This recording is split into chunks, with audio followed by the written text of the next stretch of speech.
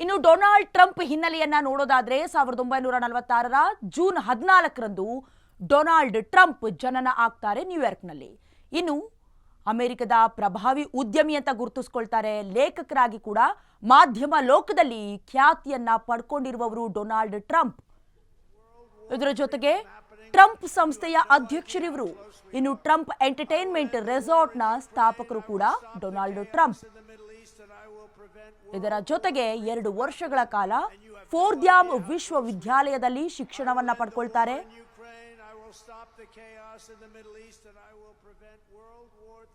ತಂದೆ ಕೂಡ real estate ಕಂಪನಿಯಲ್ಲಿ ಕೆಲಸ ಮಾಡ್ತಾ ಇರ್ತಾರೆ. ಅದೇ ರಿಯಲ್ ಎಸ್ಟೇಟ್ ನಲ್ಲಿ ಟ್ರಂಪ್ ವೃತ್ತಿ ಜೀವನವನ್ನ ಆರಂಭಿಸ್ತಾರೆ. ಇದೆಲ್ಲವೂ ಕೂಡ ಅವರ ಹಿನ್ನೆಲೆ.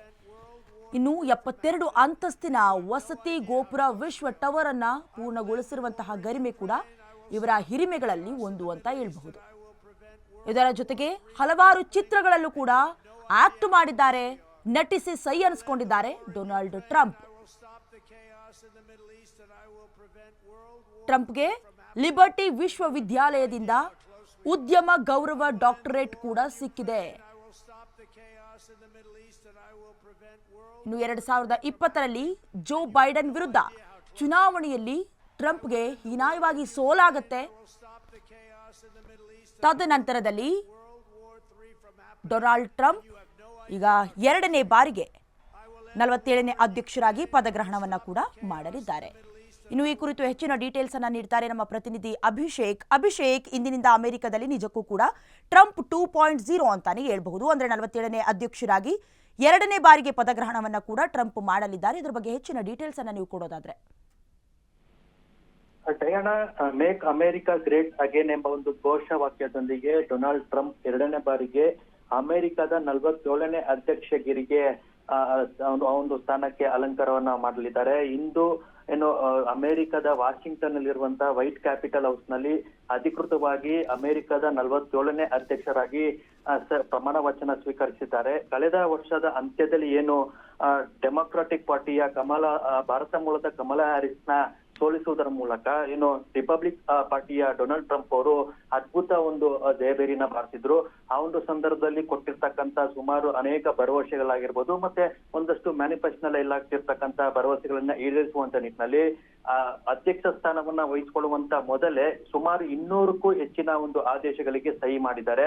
ಜೊತೆಗೆ ಭಾರತಕ್ಕೆ ಸಂಬಂಧಪಟ್ಟಂತೆ ಮತ್ತು ವಿಶ್ವದ ದೊಡ್ಡನೆ ಎಂದು ಕರೆಸಿಕೊಳ್ಳುವಂತ ಅಮೆರಿಕ ದೇಶ ತನ್ನ ಒಂದು ವಿದೇಶಾಂಗ ನೀತಿ ಆಗಿರ್ಬೋದು, ಜೊತೆಗೆ ಆರ್ಥಿಕ ನೀತಿಗೆ ಸಂಬಂಧಪಟ್ಟಂತೆ ಈಗಾಗಲೇ ಒಂದಷ್ಟು ಕಟ್ಟುನಿಟ್ಟಿನ ನಿಯಮಗಳನ್ನ ಈಗಾಗಲೇ ಟ್ರಂಪ್ ಅವರು ಮಾಡ್ತಿದ್ದಾರೆ ಎಂಬ ಒಂದು ಮಾಹಿತಿ ಬರ್ತಿದೆ. ಸದ್ಯಕ್ಕೆ ಟ್ರಂಪ್ ಅವರು ಅಧಿಕಾರ ವಹಿಸಿಕೊಳ್ಳುವಂತ ಮುಂಚೆಯೇ ಯಾರೆಲ್ಲ ಟ್ರಂಪ್ ಅಮೆರಿಕದ ವಿರೋಧಿಗಳು ಇದ್ರು, ಮತ್ತೆ ಅಮೆರಿಕ ದೇಶದಲ್ಲಿ ಯಾವುದಕ್ಕೆಲ್ಲ ರಕ್ಷಣೆ ಇಲ್ಲ ಮತ್ತು ಒಂದಷ್ಟು ನೀತಿಗಳನ್ನ ಸಡಿಲಿಕೆ ಆಗಿತ್ತು, ಅದನ್ನೆಲ್ಲ ಕಠಿಣಗೊಳಿಸುವಂತ ನಿಟ್ಟಿನಲ್ಲಿ ಕೆಲಸ ಮಾಡ್ತಿದ್ದಾರೆ. ನಿನ್ನೆ ನಡೆದಂತ ಡಿನ್ನರ್ ಮೀಟಿಂಗ್ ನಲ್ಲೂ ಕೂಡ ಈ ಒಂದು ಚರ್ಚೆ ಆಗಿತ್ತು. ಜೊತೆಗೆ ಡಿನ್ನರ್ ಮೀಟಿಂಗ್ ನಲ್ಲಿ ಭಾರತದ ಉದ್ಯಮಿ ಆಗಿರ್ತಕ್ಕಂಥ ಮುಖೇಶ್ ಅಂಬಾನಿ ಕೂಡ ಭಾಗಿಯಾಗಿದ್ರು.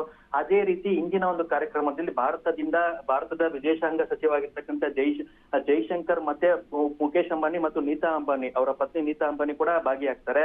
ಇದರ ಜೊತೆಗೆ ಇಟಲಿಯ ಪ್ರಧಾನಮಂತ್ರಿ ಹಾಗೂ ಅರ್ಜೆಂಟೀನಾ ದೇಶದ ಪ್ರಧಾನಮಂತ್ರಿ ಹಾಗೂ ಜಪಾನಿನ ಪ್ರಧಾನಮಂತ್ರಿ ಕೂಡ ಈ ಒಂದು ಕಾರ್ಯಕ್ರಮದಲ್ಲಿ ಭಾಗಿಯಾಗ್ತಾರೆ. ಸುಮಾರು ಭಾರಿ ಒಂದು ಭದ್ರತೆಯೊಂದಿಗೆ ಈ ಒಂದು ಕಾರ್ಯಕ್ರಮ ನಡೆಯುತ್ತೆ.